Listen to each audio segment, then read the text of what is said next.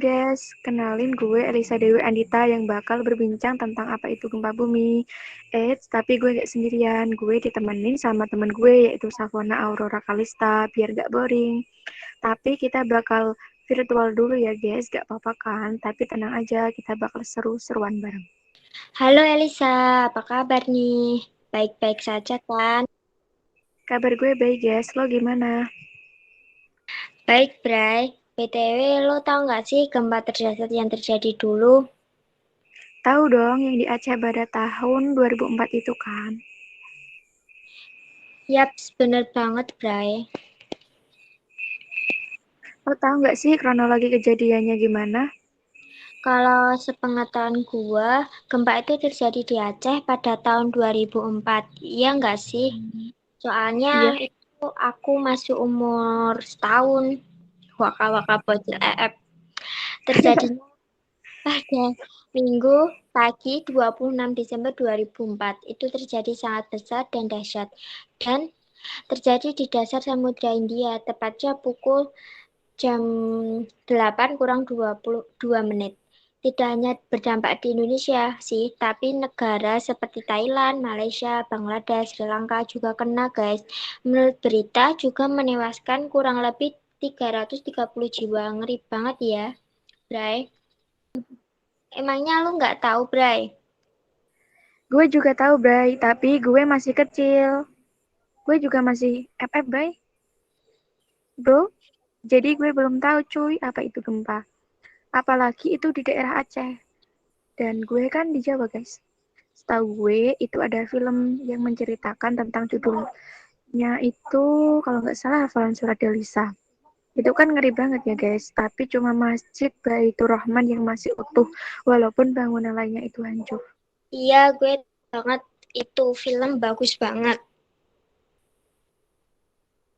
Oke, kita langsung to the point ya ke topik yang akan kita bahas di sini tentang proses terjadinya gempa bumi serta dampaknya. Lo tau nggak, Bray, apa itu gempa bumi menurut pengetahuan lo?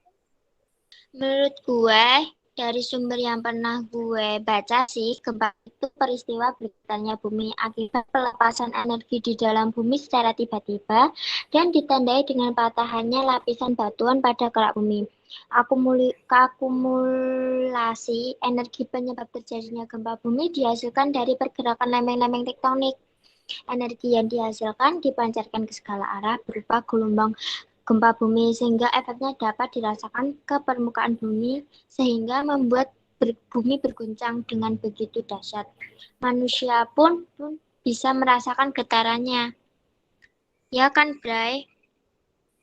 Oke, Bray, bener sih. Jawaban lo good banget. Tapi lo tahu nggak gempa itu juga punya ciri-ciri, guys.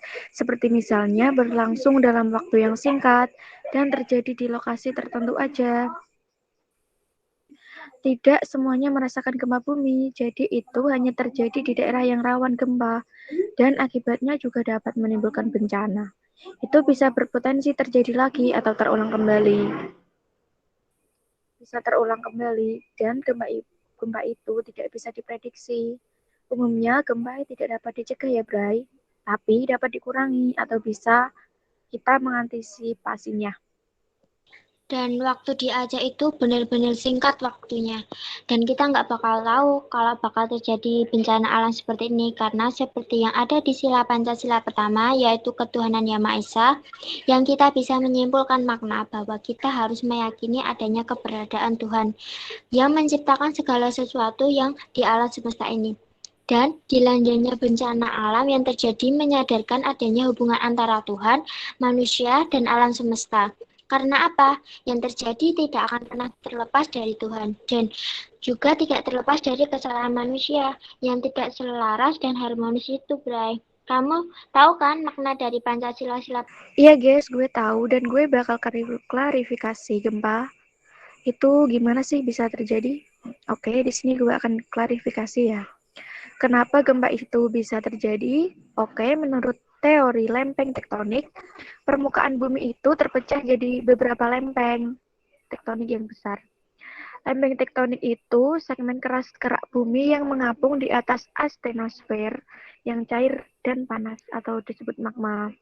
Oleh karena itu, Maka lempeng tektonik ini bebas bergerak dan saling berinteraksi satu dengan yang lain.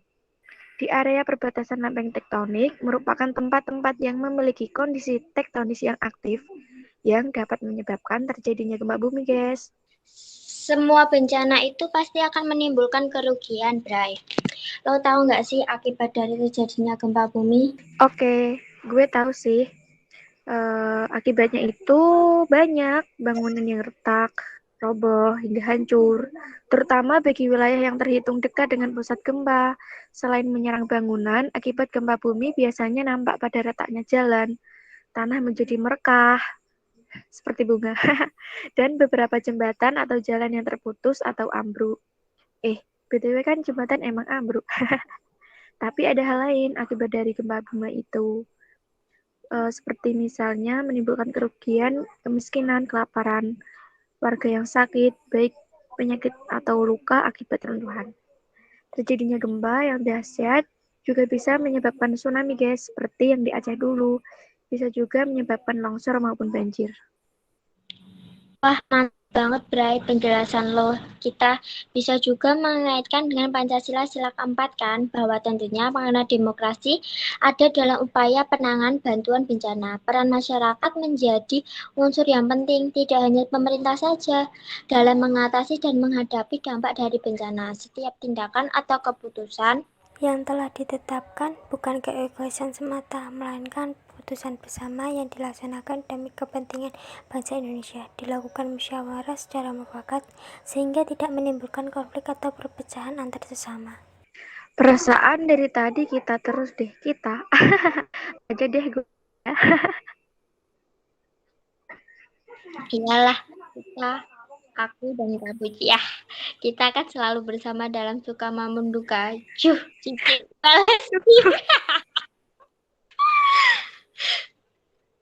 Lo tau gak sih, anak kecil kan suka mikir ya, kalau ada gempa ngumpet di bawah meja. Lo kenapa sih, emang pengaruh ya?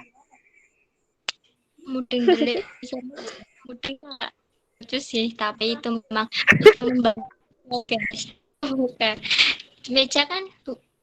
Meja kan kuat buat pegangan aja biar nggak jatuh. Tapi nggak jatuh cinta ya, seperti kamu mencintai dia. Tapi bodoh, guys. Oke. Jatuh cinta boleh, tapi jangan Siap. bodoh. Kiu, lanjut ke topik utama ya, guys. Salam dari Binjai. By the way, lo tau gak sih, itu kan yang terjadi dulu di Aceh. Sekarang gue tanya deh, yang kejadian news update yang terjadi di daerah rawan gempa di Indonesia, di daerah mana sih, Bray? Jadi, di Indonesia itu ada daerah yang rawan gempa, Bray, seperti dalam rapat Koordinasi Nasional Penanggulangan Bencana tahun 2021 di Jakarta. Kamis, ke-9 wilayah yang dimaksud itu contohnya Mentawai, Bengkulu Lampung, Selat Sunda Banten, Selatan Bali, Sulawesi Utara, Laut Maluku, Aceh, Sorong, Mapano, dan Lembang. Dan gue kemarin baca berita di Liputan 6 terjadi gempa pada hari Kamis 25 November 2021 yang menggetarkan daerah Salatiga, guys. Deket banget sama rumahku, cuma 1 jam. Dan Lombok Utara. Itu terjadi pada pukul jam 7:15, guys. Wah, banyak juga ya, Bray, daerah yang rawan gempa di Indonesia. Dan umumnya terjadi di daerah pinggir laut atau pantai. Karena sering menimbulkan tsunami kan. Ngeri, Bray, merinding gue dengernya. Berita di Salatiga dan Lombok itu sedih juga sih melihat saudara kita sebangsa yang tertimpa musibah.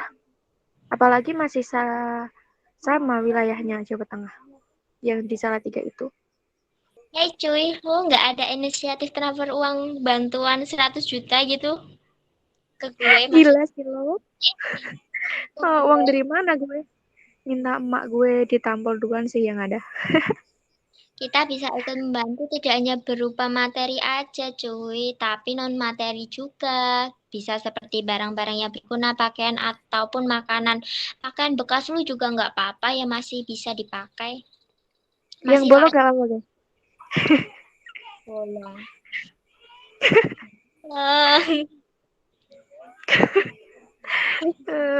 Ya cuy, kita harus ikut membantu sesuai kemampuan kita masing-masing sih, gak apa-apa.